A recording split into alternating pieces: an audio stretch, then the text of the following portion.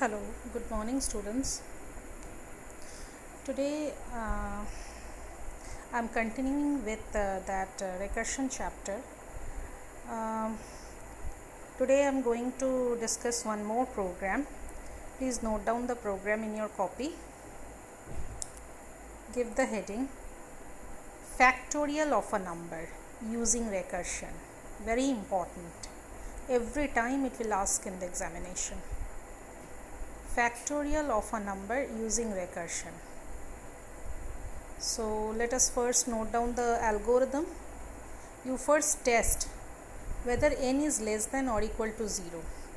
If it is less than or equal to 0, then you have to return 1, and if not, then call the factorial algorithm but with one number less, so with n minus 1, and multiply the result by n and return that value. So what do you mean by factorial of a number? Say 5 factorial. What is the meaning of that? It is 5 multiplied by 4 multiplied by 2 multiplied by 3 multiplied by 2 multiplied by 1. So each time it is decreasing. So what we will do, we have to do a program in which it is continuously decreasing. So see what we will do here. We will call factorial 5. Okay, we'll call factorial 5. We'll be calling factorial 5, and here in return factorial 5 will return you 5 multiplied by factorial 4.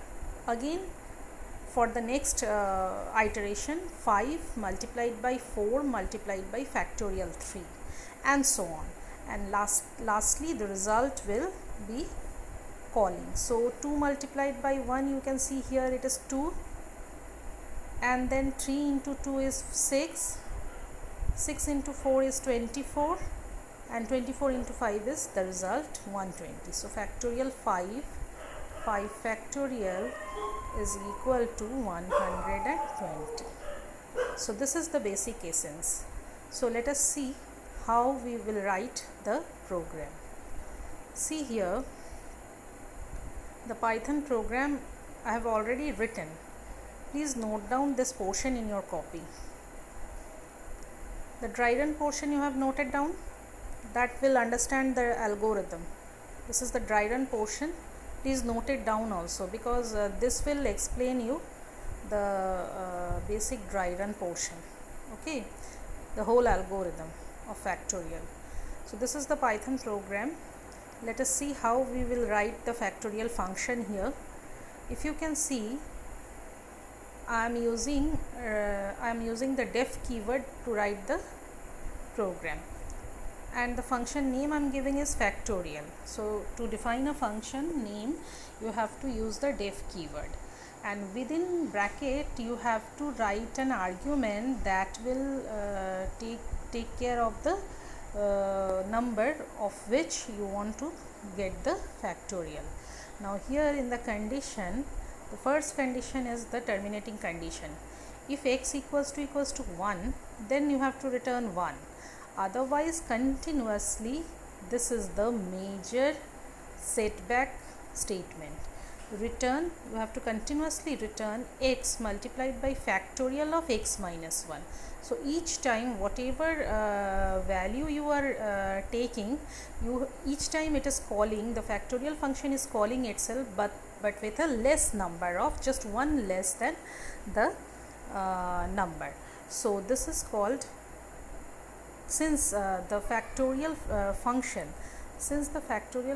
is calling itself inside its body, it is called a recursive function. Okay, now it is the main part. You can see the main part over here.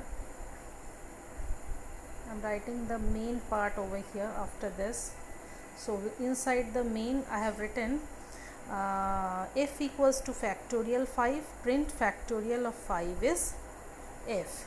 So this much you have to do in the practical also. Okay, similarly one more program I would like to show you. the Fibonacci number using recursion. Give the heading Fibonacci number using recursion. What do you mean by Fibonacci number? You all know Fibonacci number, you have learnt it in class 11. So the first Fibonacci number is 0, then 1, then again 1. The first and second term is determined, but the third term, from the third term you can say that the third term is the summation of these two terms, that is plus of last two terms. So it is 0 plus 1 is 1, and then we are getting 2, which is the summation of the last two terms. 1 plus 1 is 2, and then 3, which is the summation of 2 plus 1, 3. So in this way we are going for the rest of the term. Okay, so after this, 5 is the summation of 2 plus 3, 8 is the summation of 3 plus 5, 13 is the summation of 5 plus 8, and so on. So this is the Fibonacci number series.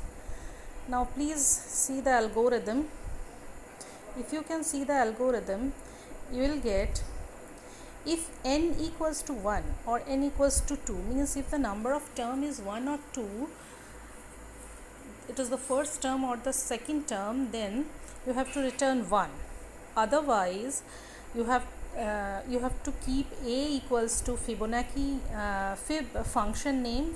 You have to call the fib function with n minus 1, and for b it will be fib n minus 2, and you have to return a plus b. So this is the way the Fibonacci number will run. You can see the tree structure over here. For example, to compute fib 5, you will have fib 4 and fib 3. Fib 4 in return will have fib 3 and fib 2, whereas fib 3 in return will have fib 2 and fib 1, and in fib 3 will return fib 2 and fib 1. Fib 2 will return fib 1 and fib 0, fib 2 will return fib 1 and fib 0, and so on. So in this way the whole algorithm will turn up. Please note down the algorithm in your copy. Now we'll see the program of it. I'll explain the program here. First write down the function. You'll see I'm writing a very small recursive function for this, and this is def. To define a function, def keyword will be used. Fib n. Now I'm saying if n is less than or equal to 1, return n is return fib n minus 1 plus fib n minus 2. Each and every time it will returning the last two terms. Now here the main part. I write the main part over here, main function, from where we will call this recursive function. So the main function consists of number of term. See here, I'm taking the number of terms equals to int input, enter a number. So say we want 10 Fibonacci numbers. It is saying if n terms is less than or equal to 0, then we must enter a positive integer. We should not enter 0. So we will print the message, print enter a positive integer. Else we will printing the Fibonacci sequence, and for I in range n terms, print fib I. I am calling fib I every time for inside the for loop. So this is the algorithm that will work over here. Please note down the program and the output. Okay, in this way we will see Fibonacci number, and then in the next day we will see binary search algorithm. Okay, so for today this much is